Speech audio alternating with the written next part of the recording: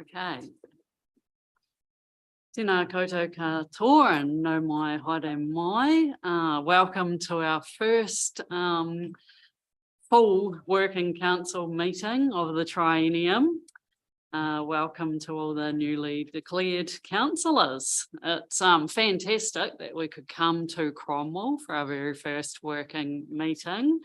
Māori name for Cromwell is Tiro, which means a whole lot of cabbage trees, and they were planted as waypoints so that people could navigate their way around. They weren't naturally growing in this area, but just, yeah, pretty interesting and a great spot on the confluence of the Clutha Mata'o and the Kawerau rivers. And obviously at a junction from central Otago heading right into Wanaka and Queenstown. And yeah, as we know, known historically for gold, now for stone fruit vineyards. Apparently the Schaefer beetle and Michael Laws, of course, this is your hometown, so it's great to be here. And my sons, they love the bike park as well, which is fantastic. But yeah, it's great to be here in Cromwell. I'm just going to remind everyone that we do need to speak into our microphones. This gets live streamed and recorded. So yeah, hopefully we are joined by some people out there that are able to hear us at the moment. We'll also have people zooming in as well, presenting. Okay, so first of all on the agenda, apologies. We do have one apology from Councillor Gary Kelleher. Somebody care to move that?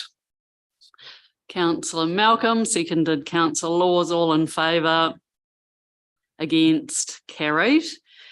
And the next thing on the agenda is our public forum. And it is great to see today that we've had 3 people take up the opportunity to join us in public forum. This is fantastic, as always, to have people who come and present to us. The format for that will be Pierre, followed by Gray, followed by Zella.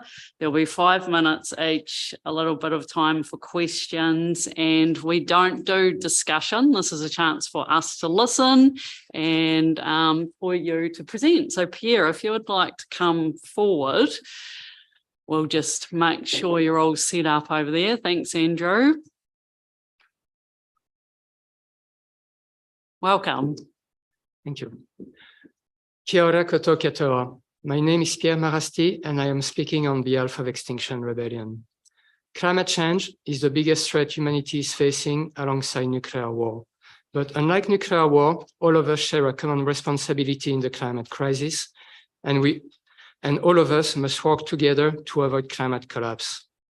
This is why we will, from now on, regularly participate in this public forum to keep you up to date with the crisis and the changes we need to embrace. Climate science isn't new. We've known about the greenhouse effect since the 19th century, and modern scientists have started warning the world of the danger since the late 70s. Yet, partially due to apathy and partially due to lobbying and misinformation from vested interests, nothing has changed, except for the accelerating pace at which we are burning fossil fuels. In 2015, the IPCC organized the COP21 in Paris, where world leaders agreed that we should strive to be under 1.5 degrees of warming by the end of the century. It has only been 7 years since the Paris Agreement, but the latest models are now showing that we will already reach 1.5 degrees of warming by the end of this decade, and that it is now unavoidable. If we can't anymore avoid reaching 1.5 degrees of warming, we still have a slim chance to not go past these temperatures, but it will require urgent changes. These numbers alone don't mean much. What really matters are the consequences they will have for us and for environment. When we started doing these speeches 4 years ago at Queenstown Lake District Council, we warned the councillors about the future consequences of climate change. We warned them about sea level rise, we warned them about floods, droughts, fires, and about the threat of future mass starvation. We are sure that you have all seen this unfolding in the news recently, with a constant stream of extreme weather events, both here and abroad. But the one prediction even I wasn't expecting to live through so soon is the current global food crisis. COVID and the war in Ukraine might have accelerated it. But the other reason for the food crisis is that we are today losing harvest at an accelerating pace. This year, European agricultural production is down 10% due to the drought. In Western US, the Colorado River is drying, badly affecting both farmers and the general population. The drought has been so bad in India that it banned the export of its cereals. In China, the Yangtze River is so low that it threatens the autumn harvest. And Pakistan, after having a third of its landmass flooded, saw 80% of its crops being damaged and 800,000 farm animals die. Yes, farmers are on the front line of climate change. When we experience a drought, they suffer. When we experience a flood, they suffer. Even when the weather is simply unseasonal, they suffer. This brings some important questions. How much more can farmers cope with? How hard is it going to be for all of us to feed ourselves in the near future? And most importantly, what should we do about it? We are today at 1.2 degrees of warming, and we know that we will be at 1.5 degrees of warming by 2030. Knowing that, it is safe to assume that this decade will keep accelerating towards worse and more frequent extreme weather events. This will lead to increased stress on our infrastructures and increased stress on our food production. We will have to adapt to these new conditions, but there is only so much we can adapt to. The only option we have to avoid civilizational collapse is to drastically and urgently reduce our greenhouse gas emissions. This is why we're asking you, our elected representatives, to consistently include the climate and our environment in your decision process. Reducing our emissions and preserving our ecosystems must become the priorities of this Council. We're asking you as well to stay informed on the climate and ecological crisis. These crises are of such proportion that you need to have a deep understanding of them to accept the scale of the challenge and to act appropriately. To help with that, we will send you this speech with all the relevant sources, and we encourage you to research all the statements it contains. We hope that this new Council will have the courage to take the necessary decisions, as hard as some might be. Our climate response is now your responsibility. Thank you. If you'd like to just stay there for a moment, there may be a question or two, if that's okay with you. Yes, of course. Does anyone have a question today? No. Oh, sorry, Councillor Scott and Councillor Laws. One particular action you'd like this council to implement? Well, unfortunately, there is no silver bullet to climate change. If you ever hear that, that's a lie. Don't believe it. There is no magical solutions. So we will come back and we will talk about more specific actions. None of them will be the silver bullet. If I wanted you to remember one thing after my speech today, is that we need a new mindset, a mindset that questions everything we do and always look for the other option that would create less damage. Every single action, what we buy, what we do, where we go, our works. Sorry, I cannot be more precise than that. Thank you. Councillor Laws, did you have one? Yeah, I guess I got a couple. The first is, where do you come from? Are you Extinction Rebellion, Queenstown or Dunedin? I live in Wanaka. Oh, okay. There's only one branch up here though, that's in Queenstown Lake District. Yeah. No, there are branches in Dunedin as well. Okay. And the other is that, unfortunately or fortunately, depending on which way you look at it, Extinction Rebellion is known for its campaign of civil disobedience. That is correct. Why do you feel the need to break the law rather than use forums like this or standing for election to councils to get the kind of change that you might want from councils? Because historically it has been quite effective. Peaceful civil disobedience with no violence, which is the most important, but disrupting the system on a large scale. At the moment, it is the whole system that is a problem. And we're all affected by it. You're affected by it as much as I'm affected by it. And we are facing in the coming decades, not at the end of the century, civilizational collapse because the system is not adapted to the boundaries of the planet anymore. It doesn't fit in the boundaries of the planet. It's going against the laws of physics. So to disrupt a whole system has been proven in the past to be the best way to change it. One example was the peaceful civil disobedience in India. The whole country of India, which is a massive country, was a British colony, and they managed to get their independence using peaceful civil disobedience tactic. That's one of the inspiration for what Extinction Rebellion has been doing. Thank you, Councillor Forbes. Actually, Pierre's answered my question, so I'll just thank him very much for his tireless work. Okay, thank you very much, everyone. And thank you, Pierre, for taking time out of your day to come and present to us today. And we may see you again by the sounds of it. Thank you. You will. Thank you for having me. Thank you. Right.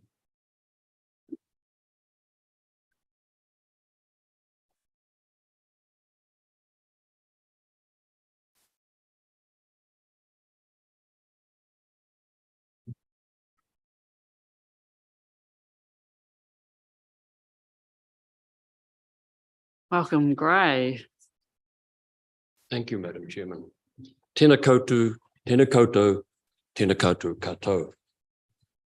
I'm Gray Shatke from Alexandra, a board member of the Central Otago Heritage Trust. And I greet you all today on behalf of the Trust Chairman, David Ritchie, who would like to have been speaking here and should have been speaking here, except that I have to apologise for his absence due to prior engagements. Madam Chair, David has also requested that on behalf of our board and the wider heritage community we represent, that I thank you and your fellow councillors and staff for travelling to Cromwell to meet and speak with representatives from our community. And I hope from the Trust's point of view that this will be the start of a relationship which I have to recognise that we've probably neglected over the last few years, and I hope that we can really initiate something more by way of communication. In these few minutes, I want to tell you about our trust and what it does, but more importantly, I hope to leave you all with a clear impression of what historic heritage really means to those of us that live in Central Otago. So let's accept for my purpose that history is knowledge of the past, while heritage is what has survived and been passed down as a legacy. I doubt that there are a few places in New Zealand where nature, history, and human enterprise combine as readily as they do here in Otago. Certainly here in Central, that fusion continues to inform and shape the region's identity and special character, leaving historical markers which over time we've come to consider to be a legacy to pass on to future generations. When I arrived in Central last century, that legacy of dramatic, often forbidding landscapes and occasional remnant stone buildings in various stages of decay was largely taken for granted. The Historic Places Act of the time made some broad provision for their protection, but actual preservation was very much in the hands of a relatively few enthusiasts and volunteers. A new century and an increasing flow of new arrivals by way of both people and dairy cows woke a popular consciousness that those landscapes and historic remnants, which had been so taken for granted, were now increasingly at risk of despoliation and destruction. In 2008, the District Council established the Heritage Trust to represent and reflect the concerns held by various groups and societies which pursued quite separate agendas directed towards the preservation of the identification, the preservation and protection of heritage. A council-led community consultation followed, and in 2012, a council report towards better heritage outcomes was published, and the Heritage Trust tasked with coordinating and implementing the desired outcomes. It was soon apparent, however, that the Heritage Trust Board of 8 elected trustees with a council grant of $100 lacked both the resources and the formal mandate from members to undertake the coordinating role originally envisaged. A further 5 years of cajoling, nudging, appealing and persuading both the heritage community and the District Council was concluded in 2017, when, with assistance from the CODC, the Trust employed a part-time paid coordinator who undertook an in-depth survey of all our member groups, thus enabling the Heritage Trust to develop a strategy and a plan which continues to this day. And I've posted to you so that you can read it at your leisure, documents in this regard. Our heritage, however, our heritage legacy remains vulnerable, always at risk of degradation and neglect, much of it protected only by our network of volunteer organisations and individuals, and reliant on their fundraising efforts and on charitable grants. Given that heritage attracts new residents to our world of difference here in Central Otago, is an economic asset which underpins the well-being and prosperity of all of Otago by way of a thriving visitor industry, it does seem strange that historic heritage isn't formally recognised as a valuable economic resource, nor is it afforded the same level of protection and management that is customary for other vulnerable economic assets such as our air, our land, and our water. In conclusion, it's equally difficult to understand why such a valuable resource as heritage must rely for protection on the goodwill and often passionate commitment of volunteers, when the beneficiary is clearly the wider community. Why shouldn't communities contribute to the long-term protection and maintenance of their legacy? I leave you with a suggestion that perhaps by some small rating impost to create a regional heritage fund, district heritage entities like the Central Otago Heritage Trust might draw on that to assist with ongoing and new heritage projects. Thank you for listening. Tēnā koutou, tēnā koutou katoa. Thank you. And again, very well timed. Any questions of Gray? Yep, Councillor Wilson. So some other councils already do something along that line with and I know Dunedin City Council do that. Is there nothing else in Otago that you're aware of that helps with projects? There's no other funding agency that, other than councils and charitable organisations. We are increasingly working with and discovering new links with other organisations in other districts of of Otago and strengthening those links as I speak. I'm also wondering what services. We had an interesting discussion this morning about sometimes people moving on from issues because they've put to bed the history of the where they've been, and whether that's and the one that comes to mind most readily for me is the mining privileges that were held and were more important to some families than their wives, apparently.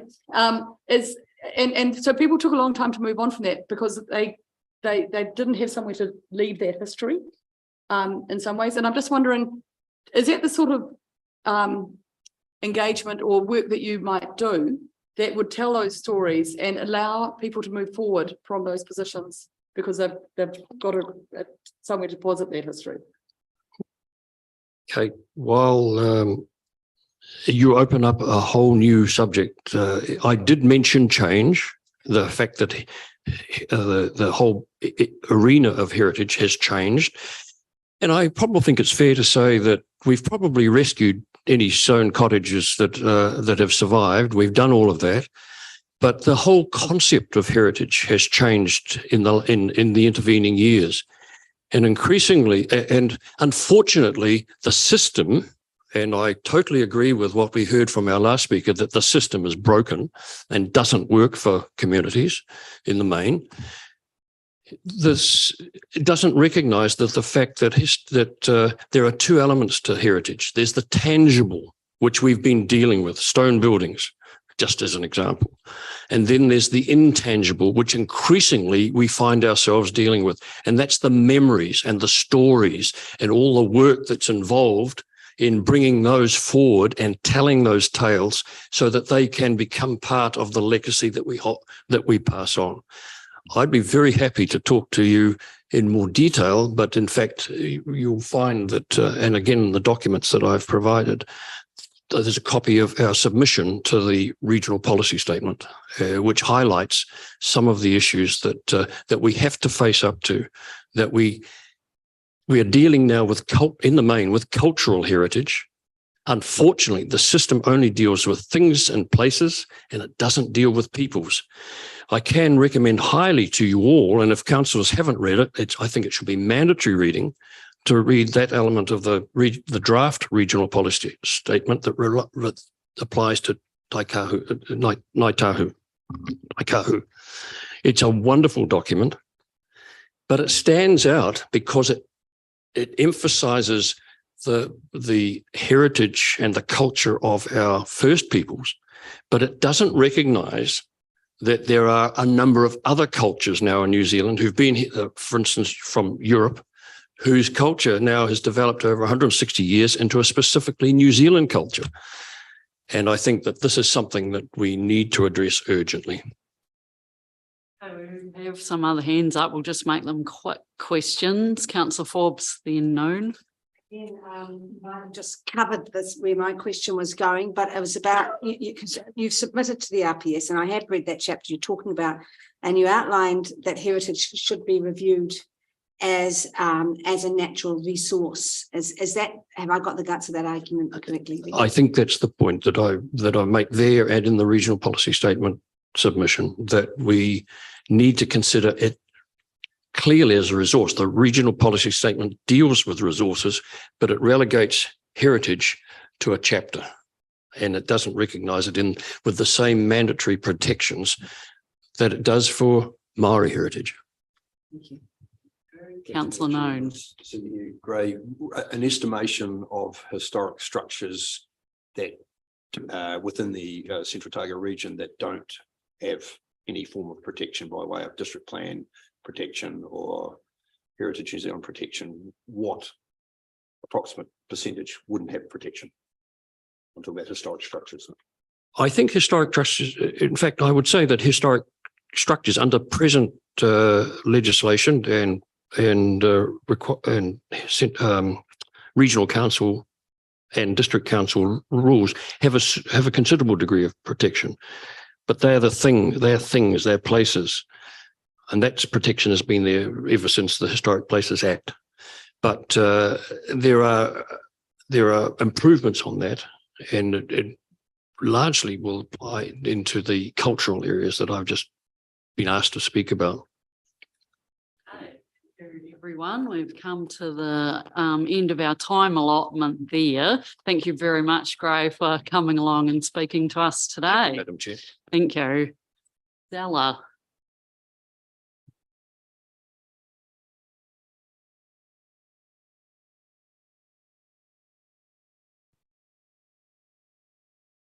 Welcome. Welcome. Hi. Yeah, hi. Thank you very much for your inviting and friendly demeanor. It's really lovely to be Hi, you're speaking here. welcome. So, hi, my name is Zella Downing, and I'm here speaking on behalf of a grassroots organization called Stop Central Otago Airport. We evolved organically in response to the proposed international airport at Terrace. We have over 1,150 members, 197 of whom are ratepayers in this district. Our membership is growing. Our concerns about the proposed airport range from the obvious impact it will have on the environment to the substantial cost of infrastructure expansion, to the frightening lack of openness and transparency, to the unmanageable and perhaps unstoppable growth in tourism. There's also massive concern about the carbon emissions that will be released through the building and operation of this airport. As councillors, your primary responsibility is to the ratepayers of this district, not an outside commercial interest. So it stands to reason that we are uncomfortable that Christchurch International Airport employs a professional PR consultant to brief council staff on a very regular basis. The wider community is not aware of this, nor are we privy to the information and updates being shared. So we ask that the meetings between ORC and CIAL are properly minuted. We ask that the community be fully informed about these ongoing briefings. And we ask in the strongest possible terms that when making decisions about the proposed airport development, you follow local democratic decision-making processes, which are required by law. So specifically, we're asking, please do not make decisions on behalf of the community, but actually involve the community in those decisions. It is telling that the community at the epicenter of this development, Terrace, has been stonewalled by Christchurch Airport. The Terrace community is having to make Official Information Act requests in order to be kept up to date with the latest developments or to get any information. Twice within the last year, we have put a detailed list of questions to Christchurch Airport. Twice they have refused to answer those questions, telling us to read the website. Now, clearly this is frustrating, but the real issue is that it builds distrust and it completely erodes social license. The wider Central Otago community is concerned. Academics and commentators are concerned.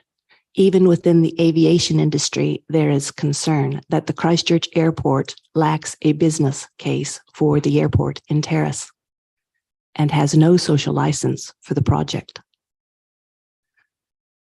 In this document, I have included links to 3 very well-researched, informative, short videos published by Sustainable Terrace. I strongly encourage all councillors to view them. Challenge yourselves to develop a true understanding of the concerns held by the people of this community. I wish to table this document so that it is included in full in the council's records for future reference, and so that our concerns are clearly recorded. Thank you again for your hospitality, your friendliness, and your time. Are there any questions? Councillor Laws. Forbes. I live in Cromwell. I have to say that my assessment of this community as regards Terrace is that it's quite divided in actual fact. And I just put to you that it would be unsurprising that a commercial entity in competition with other commercial entities offering aviation services would not offer their business plan or strategies to an organisation that is dedicated to resisting their plan. So do you really find it surprising that you can't use the Official Information Act to gain access to their business plan concerns Terrace Airport, well, proposed Terrace Airport? I don't think we're asking for anything that's commercially sensitive. Christchurch, it's not even this province, has come in to an area and surprised a lot of people with this plan to build an international airport, which is going to change everyone's life around this area, because you don't put $1 billion into an international airport without intending on a lot of people. They're not going to stay at Terrace. They're going to be on these roads. So who's going to pay for the roads? How do we get them from Terrace to Queenstown? Because I'm assuming they will want to go to Queenstown or Wanaka. The roads weren't built for millions of cars. We felt that in, like, was it 2019 when the tourist numbers were up and everybody was like complaining about all the tourist cars. So I think probably we might have different definitions of what information we're after. The questions, the 46 questions that we've asked them are quite basic questions. And the fact is they just simply aren't responding to us. It's not like they're not sharing their commercially sensitive information. They're not responding to us. I'm looking at a, sorry, Just get okay, running out of time. sure, all right, So, yeah, okay. thanks. We'll go on to Councillor Forbes. Mine's just very quick. I'm just wondering, you talked about meetings that we'd had with CIAL and briefings. I haven't seen any of those. Have we had any of that? I don't Certainly haven't. think I so don't think that recently, information's if at all. correct. Yeah, And any briefing that we would Right. have, I would hope that we would have that in a public workshop, I would have thought. But Mm. do you have evidence of a briefing we've had? As I mentioned, that there's a membership of 1,150 and it's grassroots. So a lot of Talking the, about our briefing, you said yes, we yes, no, I get that. But I'm just simply saying, as in evidence, it's kind of like gin and golf. Sometimes people talk with one another and but I'm saying we yes, I have been. I will get back to you with that. I'd like to Like that's a fair question. It's an absolutely fair question. And I did raise that with some people. And I can get back to you with that with a more clear response to that. Thanks, that'd be good. The line. Aye. Going to staff in the regulatory framework to understand what the process is one thing. Going and getting them on side with you is a different. And I think even if it wasn't councillors, but it was a staff issue, is absolutely right that they understand what the process is in Otago. That doesn't mean that anyone is bending over backwards to helping them. And that's a really, I just want to make that very, the question, well, it is a question, and that I think it's a public forum here that we have to make sure that that we defend the staff for any actions that they may have taken. And so when you're doing those inquiries that you've just talked, it'd be really good to understand. So I don't completely understand what you're saying, but can I ask, no one here, no, this council has never they've never met with a professional PR consultant locally?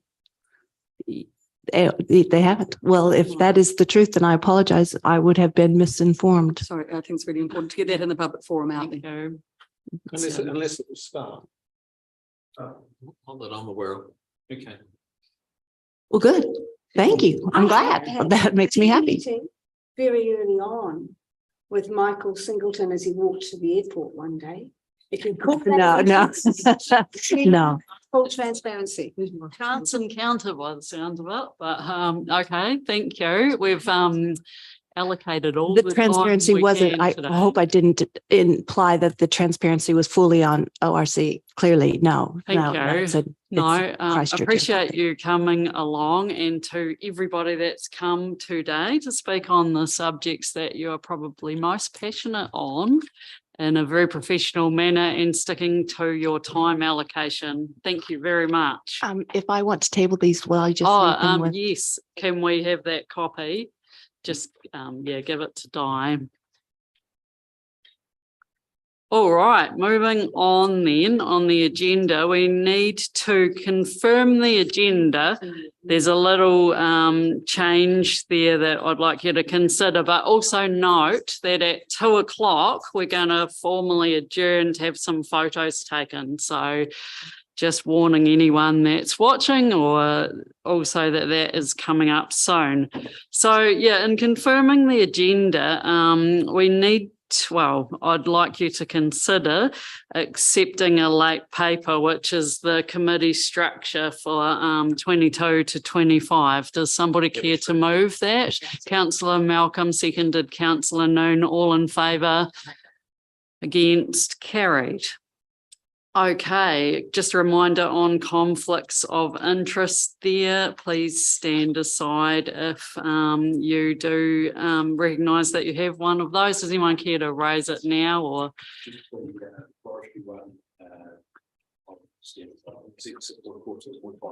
Six point five, I think.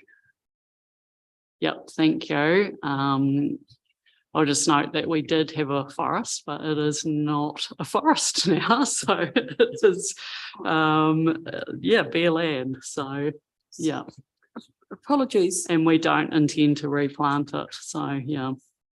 Apologies, we've had so much at relatively short notice. There was another one, which is the agricultural emissions, which isn't on the agenda, the potential for a submission.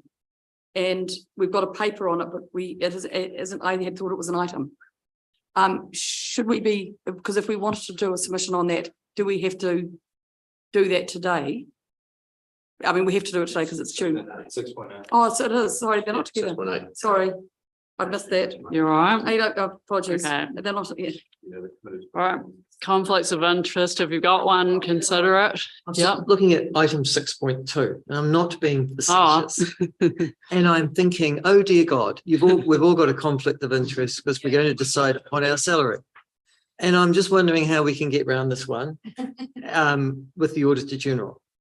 Could somebody enlighten me, please? I guess, sorry, did you It's a want horrible to job. comment on that, Amanda? Order, please. Just that the remuneration authority requires council to make a decision on its recommended salaries, and then that is submitted to the remuneration authority, and they then do the legislative convening process.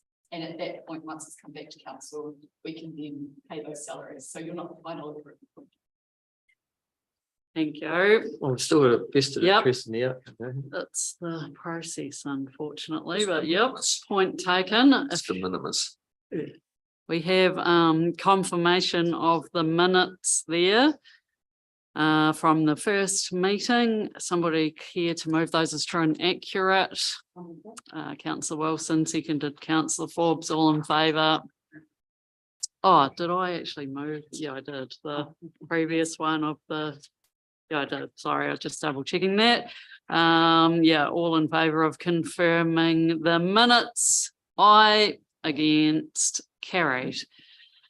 Matters then for the council consideration. First one then is the committee structure paper. Yeah. So yeah, it's a big honour. Sorry, Councillor Laws, have you got something? Sorry, did you say the urgent? committee structure's up? Yes, it's up first. Oh, Yes, sorry, I'll give you a chance to find that. It's actually and there is a separate agenda, so we'll see it. Indiligent, yeah, I see. Yeah. Thank you. sorry, I should have given you a chance to find that. Yeah, so basically, it is a paper that I have prepared, and it is an honour to be able to do that today. So, and it's been really great to work with you in pulling it together from our governance team.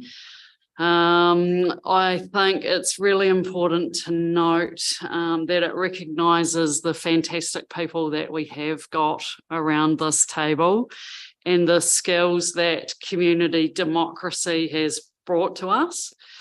The model works, and this is a model that's built on the equality that's important through that system.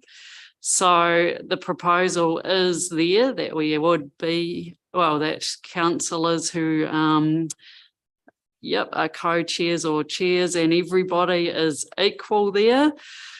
We come from different places, we're different people, but yeah, together we're one team. So that's similar to last triennium in terms of the equality of councillors. So you've got the paper, you've seen that. There's a few things we need to note, like one particular error where I think it's in public transport where once it's listed as Alexa and Andrew proposed, and then later on Andrew and Kate, but it was meant to be Andrew and Alexa in that instance. So yes, are there any questions? Councillor Wilson.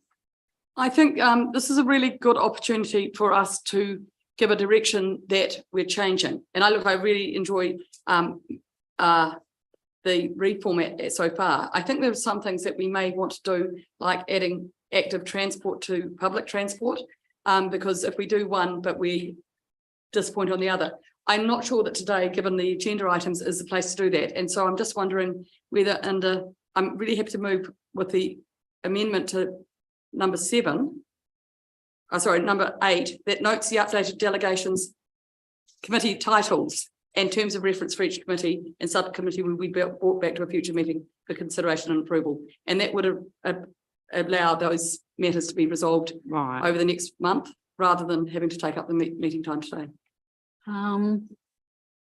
Yeah, I guess that's possible, and we could look at the terms of reference in more detail of covering those matters as well at that point, which might make sense. Yeah. Yep. I personally think environmental implementation, apart from being very hard to say, doesn't show for the outward looking for the community what that does, and that, to my mind, would be community and catchment collaboration.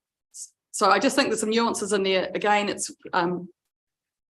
people need to have those discussions, but it's not necessarily one that needs to come today. Okay. Don't know if that was the question, but that's okay. If there are any questions at this point, and then we can get into debating as well. Councillor Forbes, then was it Mepham?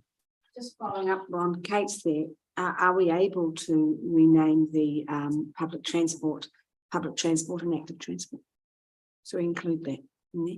Yeah. Has it been thinking around that?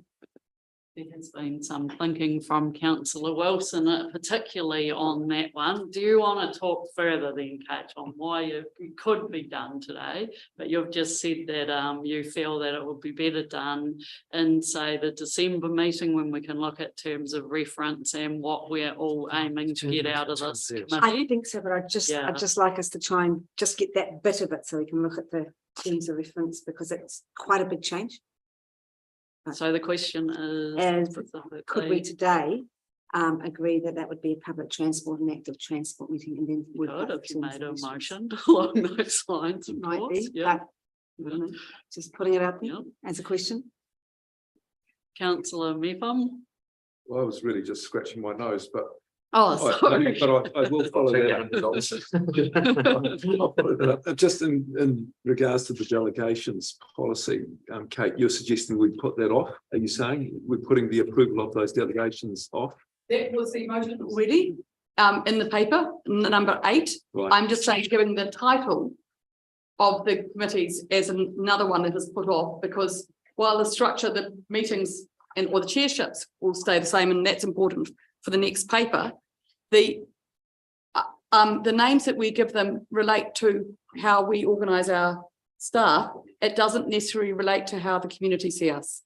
And I think this is, at the start of a term, a really good opportunity to say, how does the community understand this, and is it obvious to them? If they wanted to come to public forum, is it obvious which committee they go to? And I think that's a really good opportunity for us to consider a name change, but we have been rather busy in the last few weeks, so we haven't had those discussions, and I don't really want to take up a lot of time doing So, from the executive point of view, that delegations, is there a timing around getting that all sorted out? Is that important to get done today?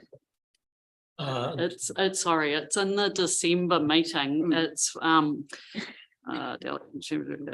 brought back for a future meeting. Amanda, the intention was to bring it back to December and look at more detail in terms of reference.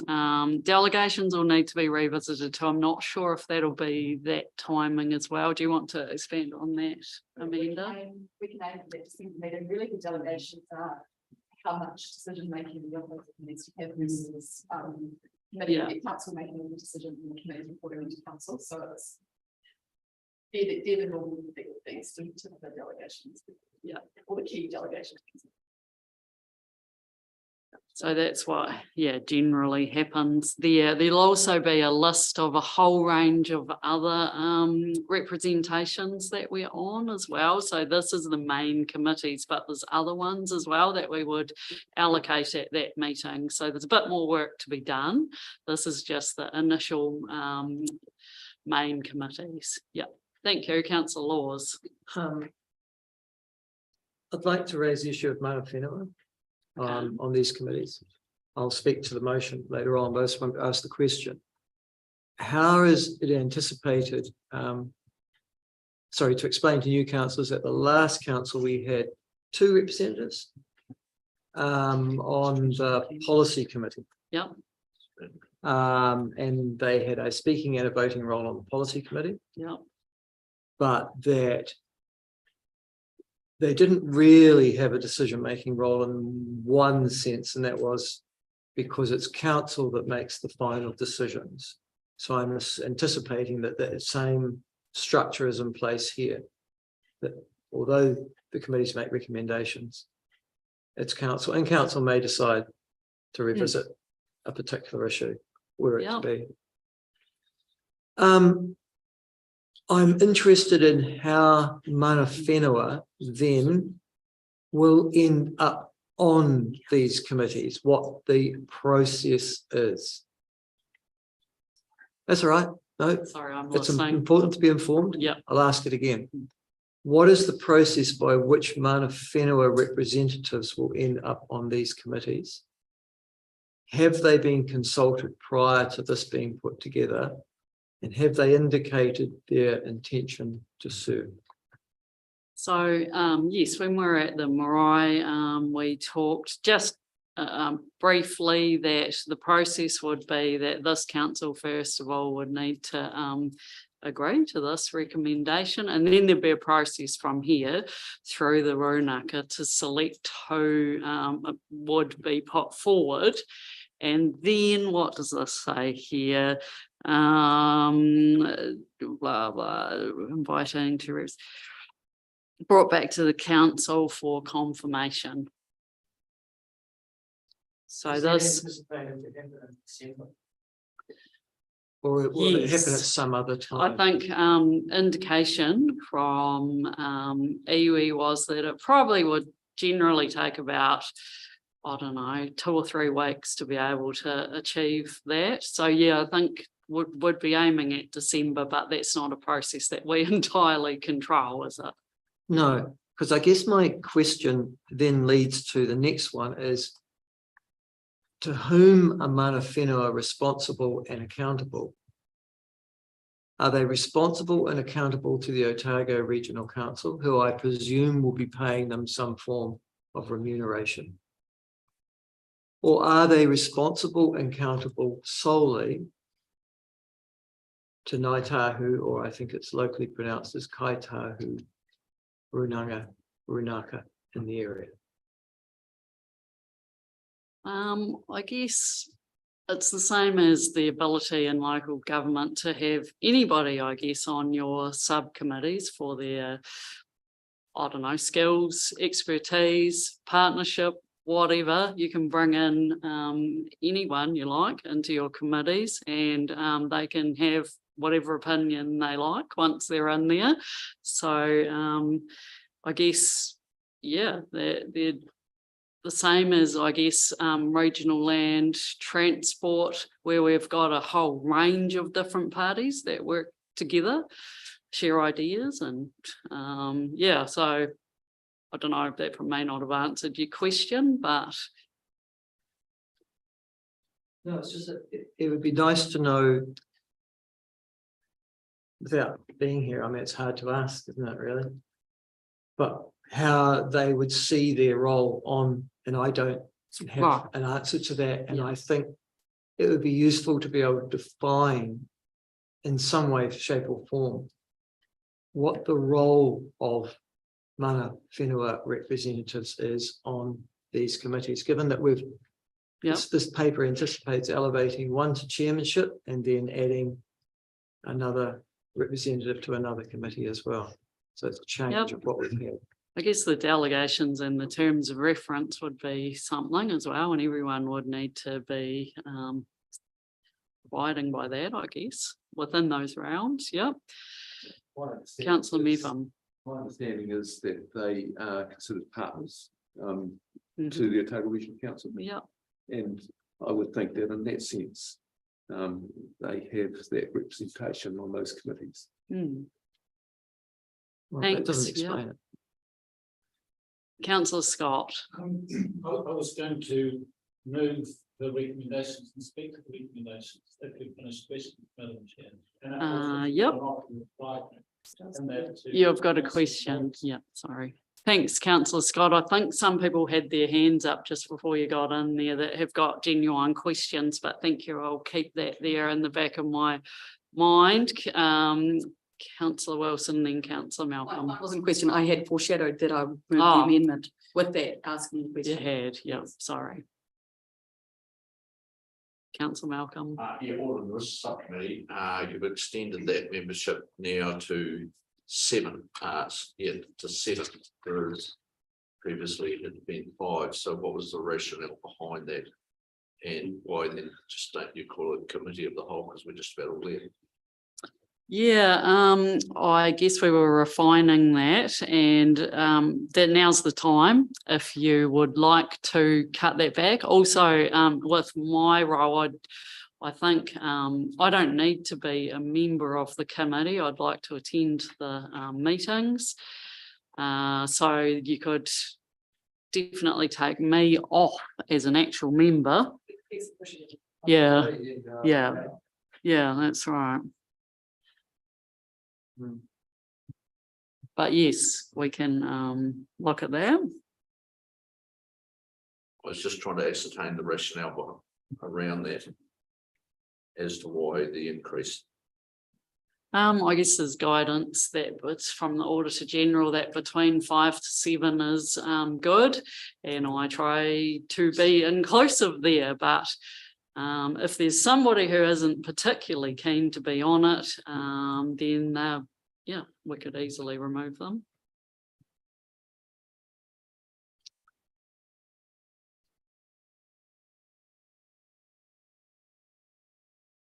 Or another thing that is rationale around that is, I guess, that it's a it's a committee. It's going to be a committee of its own reporting to council, and as well as finance. It brings in a whole range of areas of the council's operations. So I guess whilst being tight is important, maybe a rationale would be that people bring diverse skills to being able to assess work streams and risk within a whole range of areas. You often just think of finance, but actually there's a whole lot of other areas. So that's another thing, but yeah, I'm not wedded to 7. Okay. Anyone else? No. Yeah. As committee of the whole, have you asked everyone that they want to be on every committee? Because if they aren't going to attend and there are issues with the people attending, and we've had COVID, God forbid, it does skew the quorums. And yeah, I think it's that's really a good important question. Particularly public transport, there was some feedback there, and thanks for reminding me, Councillor Wilson. Again, whilst wanting to be inclusive and recognising that public transport's probably interesting to and relevant to every constituency, I think that's one that we could reduce the numbers on, no problem at all. And if there's people that prefer to not be involved in that one, that's okay. So I don't know how best to do that, but you could just raise your hands if you would really like to be involved in that one. Councillor Wilson, you've got I think the answer is again amending number 8 to be the membership, the delegations, the name and the terms of reference come back to December. Or you can just do it now. Yeah. Can I suggest also something else, a possibility? I was thinking 6 actually, Hmm. but I was also thinking, and don't take this the wrong way, Dunedin colleagues, but half of that is Queenstown and half of it is Dunedin, and I'd hate to see Dunedin people making decisions for Queens, if you see what I mean. Yeah, no, that's a good point. So- Yeah, it's. Well, So I'm just saying that I think Yep. this can zoom from anywhere, mate. perhaps what Kate's just said then in terms of coming back and refining the membership Yeah, yeah. in December might be a good thing to do, and we can work on that. It's possibly the same with audit and risk. Then they're named there today, but we could refine that. So that would be potentially a separate recommendation. Or no, it could be added to It's all part of 8. Mhm. All part of 8. So recommendation. So whilst the co-chairs are decided today, Yeah. then the membership of the committee could be looked at on December. Yeah. Yep. Councillor Scott? Oh, can I ask a question for that then? Yeah. That if the number of people attending, it's not a committee involved, for example, public transport, and it was reduced. Yeah. Would meetings be scheduled in a way that tried to tie the meetings that were committee of a whole together and separate that, I hate the Yeah, situation. yeah. I mean, the councillors are there, Mm. above the 10, everybody has. Yep. interest. That's kind of like audit and risk was, wasn't it? Where everybody was welcome to attend and it was scheduled at the same time as other meetings generally. So, yeah, similar sort of model to last triennium, I guess. Attendance was over. So, yeah, everyone would be welcome to attend because as we said, and hey, we might get to that. It's a committee of the whole in December yet. We need to do some work. But everyone would be able to attend, and audit and risk people spoke as well, didn't they? They may not have had voting rights as a non-member, but they were able to participate. So, yeah. That's it, all. Okay, so how are we going on the questioning? We're ready to the foreshadowed motion then. It's 1 to 8, with the 8 being amended.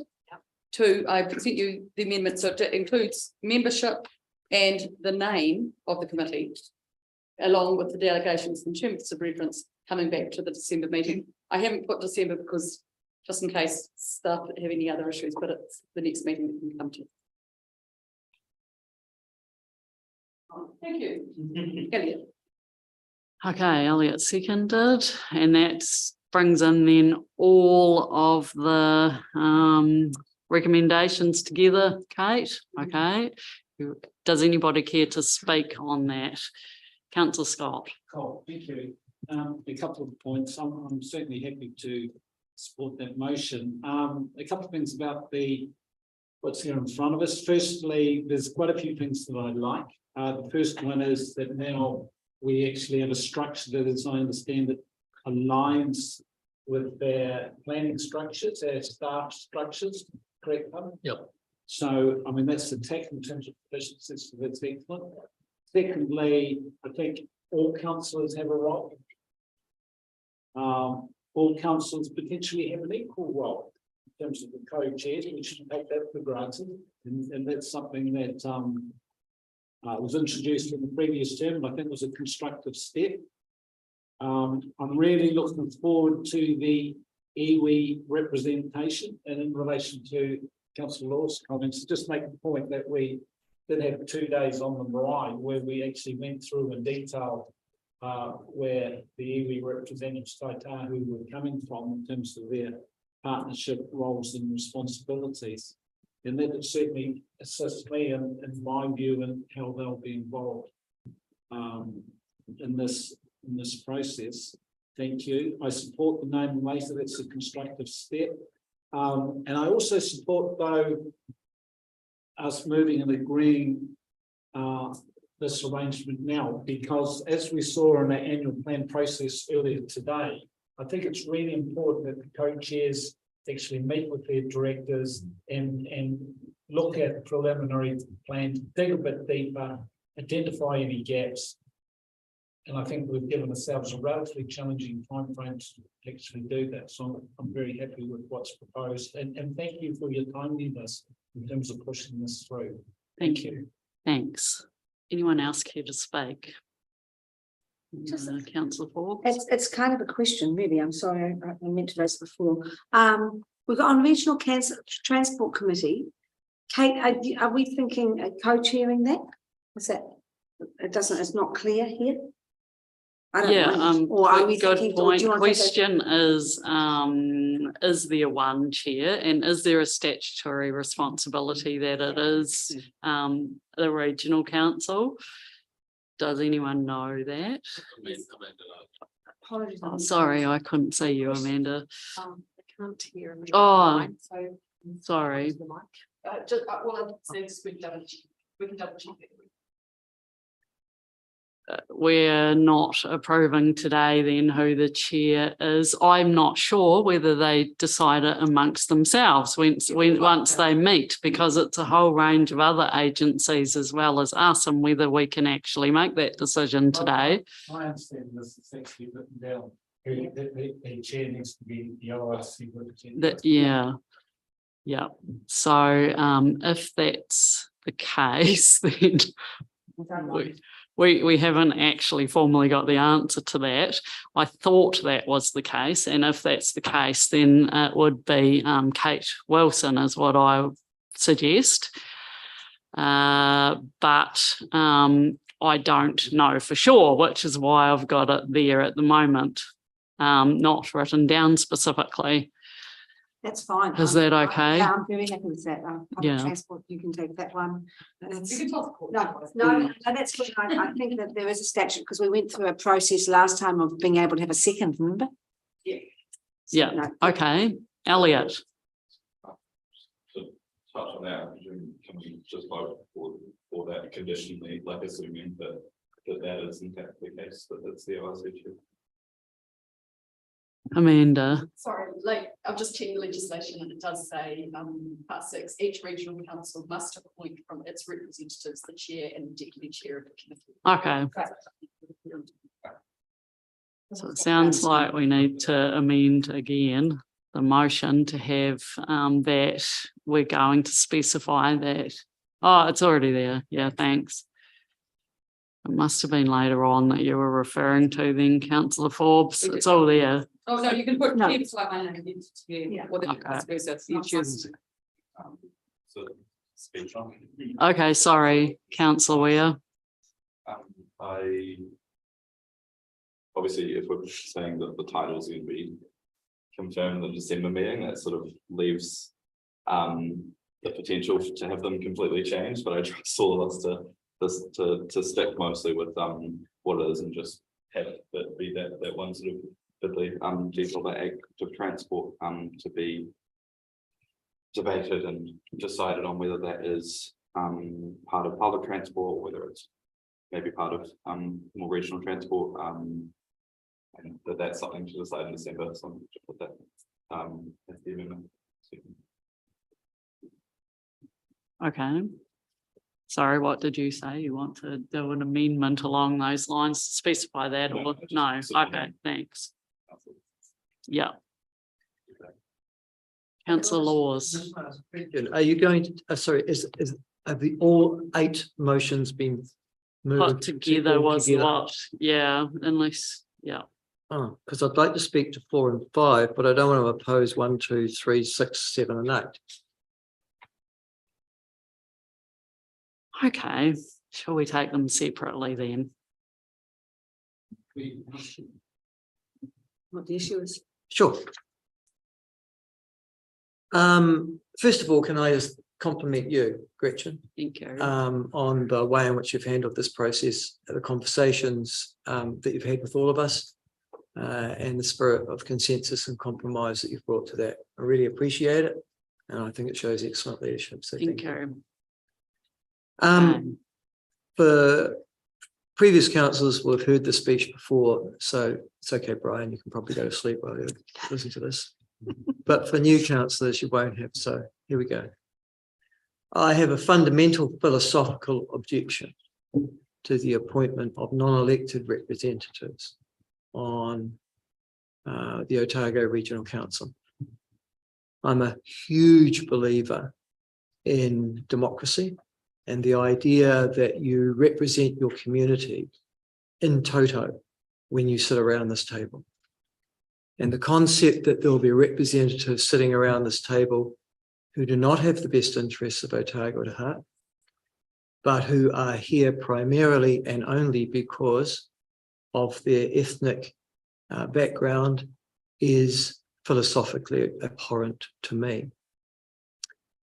We have, I believe, made a fundamentally flawed decision to see Ngāi Tahu, or at least those Ngāi Tahu representatives who live in the Otago region, somehow as treaty partners of the Otago Regional Council. That is to misunderstand both history and the law. The Treaty of Waitangi was signed between the British Crown, or the then British Crown, and the Maori people in toto. There is no treaty partnership between the Otago Regional Council and local iwi. That is a fiction that has been generated over the last decade. Indeed, there is no court judgment that can be pointed to, nor any act of parliament that suggests that that concept of partnership is defined in such a way. The really interesting thing also is it's sort of a negation, just as new council as well, of the Local Government Act. If you'd like to go and have a look at the Local Government Act, it doesn't use the word mana whenua. It uses the word, oh my God, Maori. And in actual fact, by appointing mana whenua representatives on this particular agency, you're not advancing Maori interests at all. If you really think that you're applying the Treaty of Waitangi, you've just decided that everybody who's non-Ngāi Tahu Maori living in the Otago region is to be treated exactly the same way as every other Pākehā sitting here. There's only one group being elevated to this table, and it ain't Maori. So it's a fundamental misunderstanding of both history and of the law. The really interesting thing is that this activist agenda has primarily come out of Wellington Public Services and the bureaucracy. Like I said, there's no piece of parliamentary legislation that's even discussed this concept. In fact, and this is the really interesting part, it took a private members' bill this year to put 2 representatives from Ngāi Tahu on the Canterbury Regional Council, or ECAN. 2. Took a separate, it was actually called a local bill, and it was passed through Parliament after discussion, debate, interest, and intrigue. But the point is, that was the process. We've decided, we'll do it ourselves. And the appropriate way to do, I argue, would be exactly the same way that ECAN have. So I will oppose it on that basis. And I'll finally finish by saying this. I, like most of you, it was a standard text I think I read at school, read the book by George Orwell called Animal Farm. And you'll know exactly the quote that I'm about to give you. And that was that some animals are created more equal than others. And that was the denouement that Orwell suggested when you decide to elevate people beyond their proper status. And by that, I mean that we're all the same. We are doing exactly that today. And philosophically, I am opposed. Thank you, Madam Chair. Thank you. Anyone else care to speak? Councillor Noon.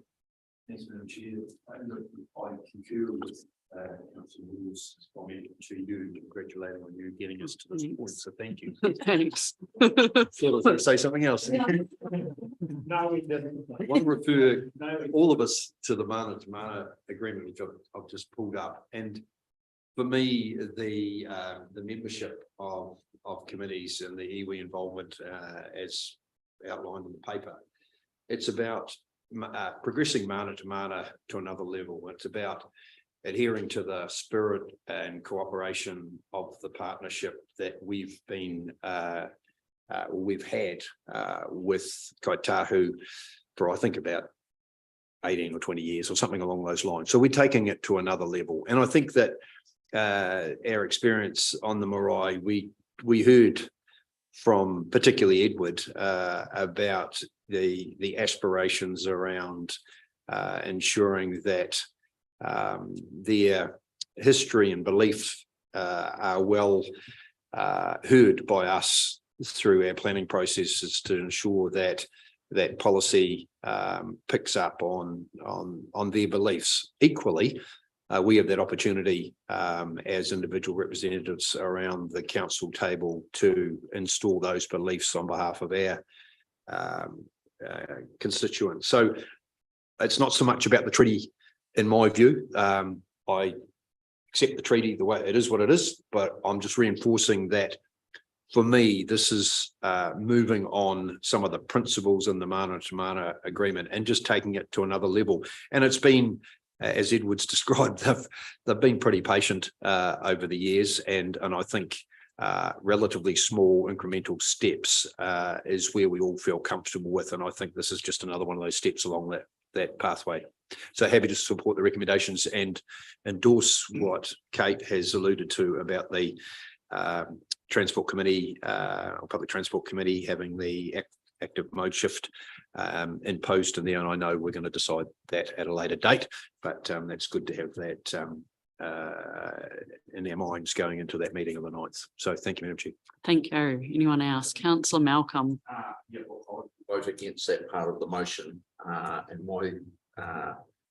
my reasons are slightly different in that if we read the areas of responsibility for this committee, which is the land and water regional plan development, trying something new at this critical stage of the ORC, to me, is fraught with possible problems, really.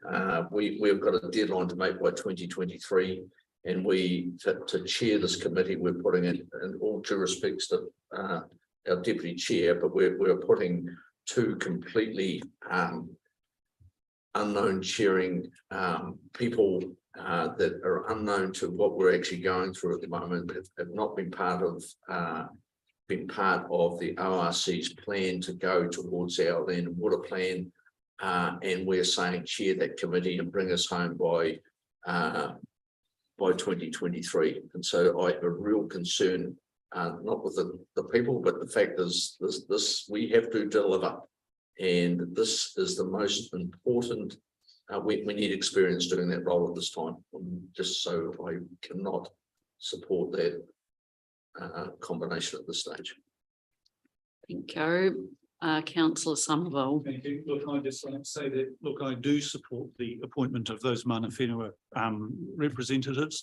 I think if we are to take Te Tiriti o Waitangi seriously, then that's an entirely logical next step for us to take on that journey.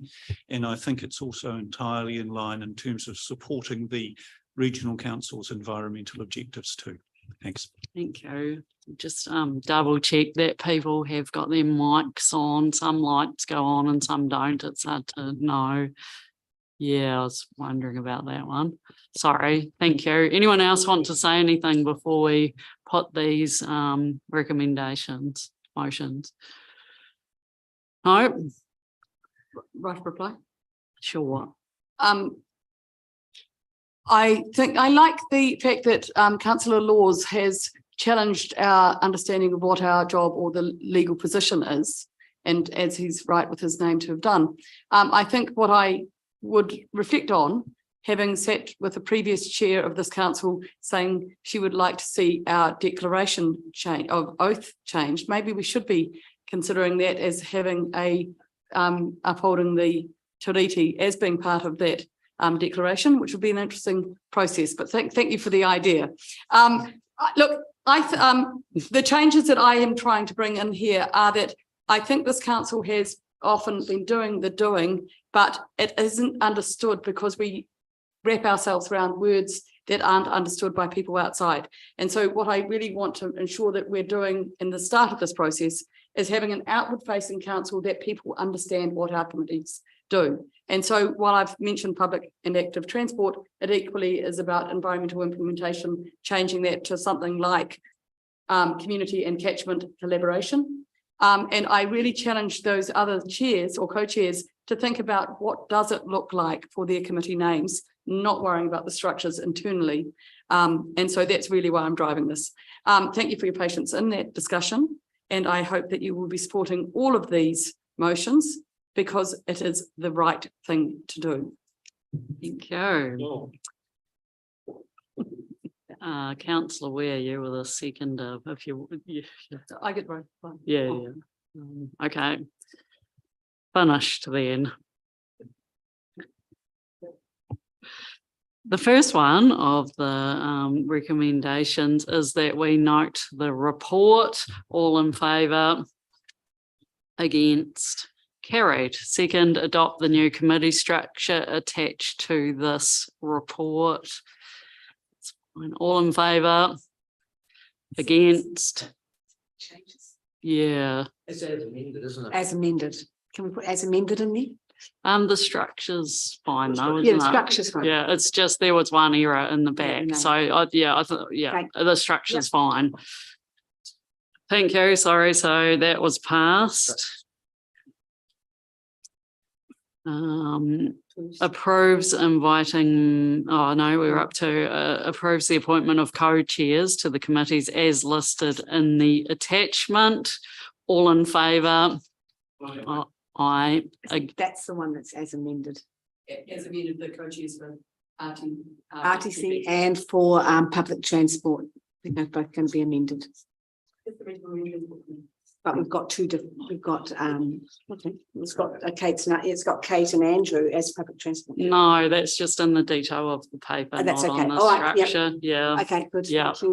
Okay with that. So regional land transport, we've got there already. Sorry, everybody, we're getting there. So, yeah, you've already said approves the appointment of co-chairs in the committees as listed in the attachment with that change to the Regional Land Transport Committee. All in favour?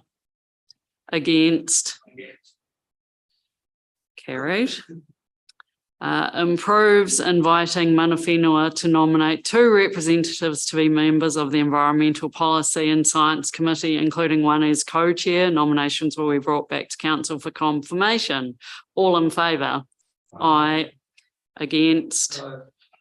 Carried. Oh, This is noted, please. sure. Did you wanted yours as well? Okay, thank you. Sure. Got that, Di? And for 3 as well. Yep. Just for. For 3 as well, for both councillors or just councillor Malcolm, did you want your? No, I'm not voting against the struck. Oh, I suppose, sorry, I am. aren't I? You did, yeah, but did you want that noted? Thank you. Thank you, No. okay. Sorry. Number 5 then approves inviting mana whenua to nominate 1 representative to be a member of the Regional Leadership Committee and nomination brought back to council for confirmation. All in favour? Aye. Against? No, Carried? so noted. Yeah. Yep. Yeah, thank you. 6 approves the chair nominating an independent member of to chair the audit and risks to co-chair, sorry. The audit and risk subcommittee nomination will be brought back to council for approval. All in favour? Aye. Against? Carried. And sorry, notes that a further list of council appointments to various internal and external working groups will be presented on that December meeting. All in favour? Aye. Against? Carried. Notes the updated delegations, membership and term, so membership was added, yeah. And membership and name. In terms of reference for each committee and subcommittee will be brought to a future meeting for consideration and approval. You've got that, Di? So it's a future rather than December. Oh, it says future currently. Yeah. Okay, all in favour? Aye. Against? Carried. Okay, well, that is that paper. Thank you very much, everyone, for your really useful input. Yes, I was just about to do that. I'll formally move that we adjourn. Does somebody care to second that? Councillor Wilson, all in favour? Aye. Can you note the Against, live- carried. sorry, the live stream has stopped? Yep, thank you. Live stream